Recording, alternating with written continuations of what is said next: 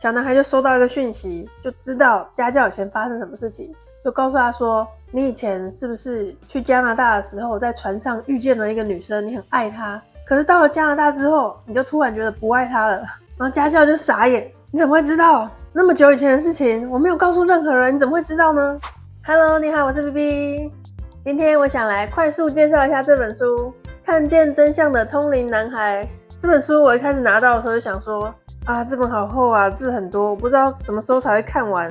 然后就放在那边放了1个月吧。结果有一天我就有点无聊，就把它拿起来翻一翻，一翻就停不下来了，就只花了1-2天的时间就全部看完了。我觉得很好看，而且看到后面会有一种感动，想哭又哭不出来的感动，就是它的后劲很强，我觉得非常适合拍成电影。我觉得用我只是口头上介绍的话没有那么精彩，如果拍成电影一定会很精彩。这本书呢，就是很久以前，大概是1885年左右的时候，在英国有一个小男孩，他写的日记。那个小男孩就每天都会写日记，非常可爱。里面没有小男孩的名字，因为他最后是匿名出版的。他出版的过程我待会会介绍啦。那先讲这个小男孩，他本身就是有通灵眼的，他可以看见一些我们平常人看不见的东西，像是一些过世的亲人啊，或者是自然界中的精灵啊、仙子啊，那些我从来都没有看过的。他也看得见人身上的光环，就是 aura。他常常都会在日记上面写下他看到的一些东西啊，还有他跟那些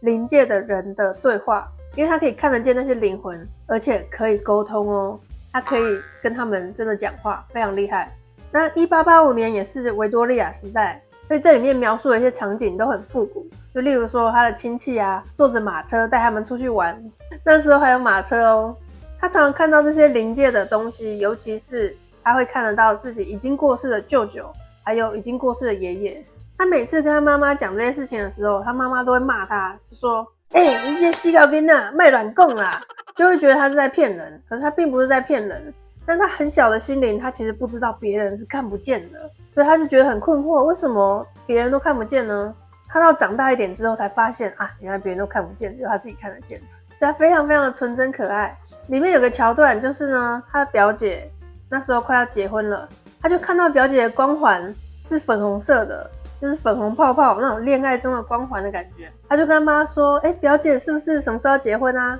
然后妈妈一样就是骂他说，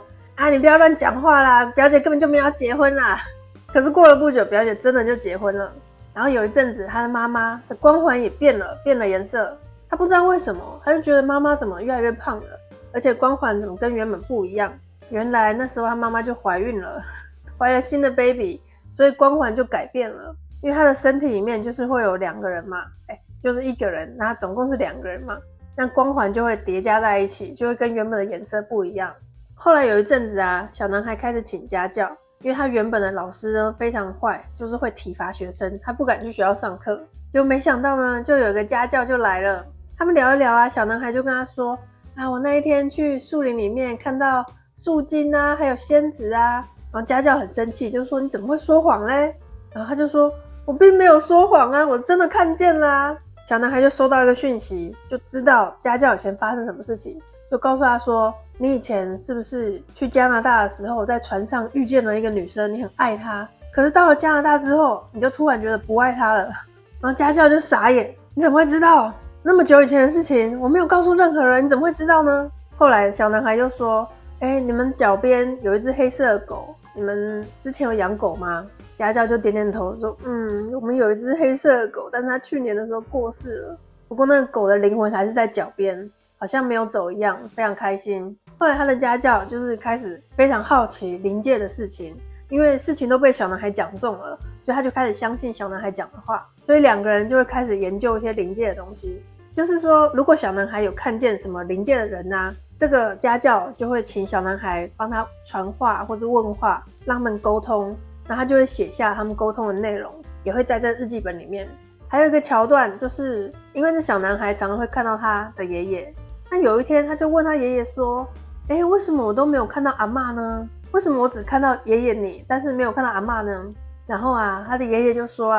因为他的阿嬷呢在生前有一些比较传统的信仰的束缚，他在离开之后，他会去依照他的信念创造出一个死后的世界，然后就住在那个世界里面。所以他会跟这个3D 世界是比较断联的关系，因为他会活在自己的世界里面，就是活在自己的实相里面啦。每个人有自己不同的实相。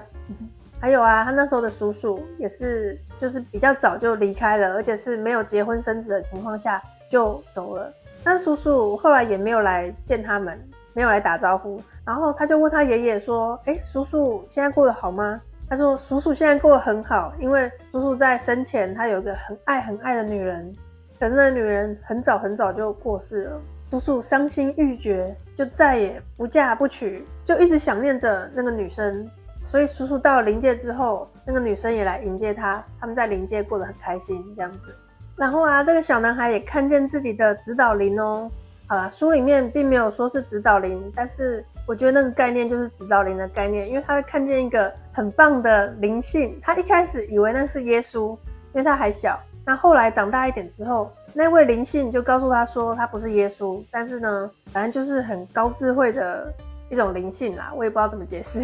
然后那个很高智慧灵性常常都会来教他一些事情，那位高智慧的灵性还会安排其他也是很高智慧的灵性来教导他们。就是有时候他会看见另外1-2个灵性都算是老师等级的，就会来跟他们讲一些概念，例如说投胎转世的概念啊。小男孩的家教也会一起学习这些内容，然后就会把它写下来。也会有一些灵魂来找他们，就请他们传话给亲属，告诉他们说我现在过得很好。因为呢，那些灵魂就离开了，但是他看见还在世的亲人非常难过，伤心欲绝，他也很心疼，可是要跟他们讲话又听不见，所以就只好请小男孩来传话，因为他们知道小男孩可以看见他们这样子。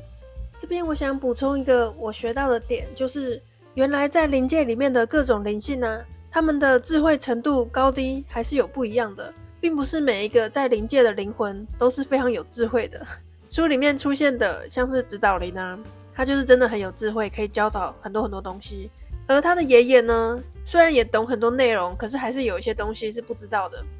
那再来就是一些其他路过的灵性啊，或者是刚死掉的灵魂啊，或者是不知道自己死掉的灵魂啊，感觉就像是出来闹的一样。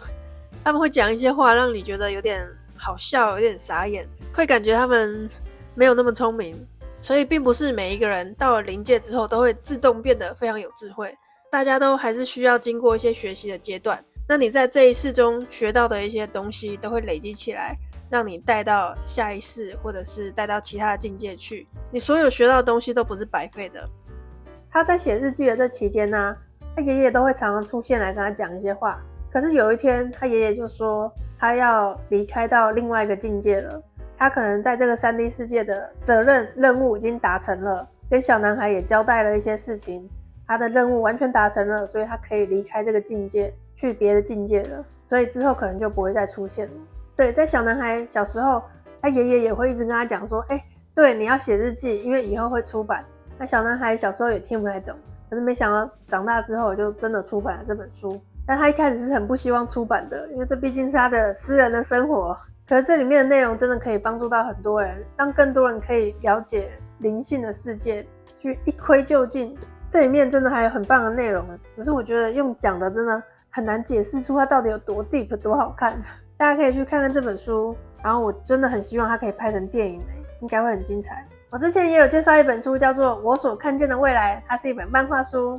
而且它预言了明年2025年7月台湾到底会发生什么事情呢？影片在这里，可以去看一下哦。请一定要订阅我的频道，就可以看更多这样的内容咯。那我们下次再见咯，拜拜。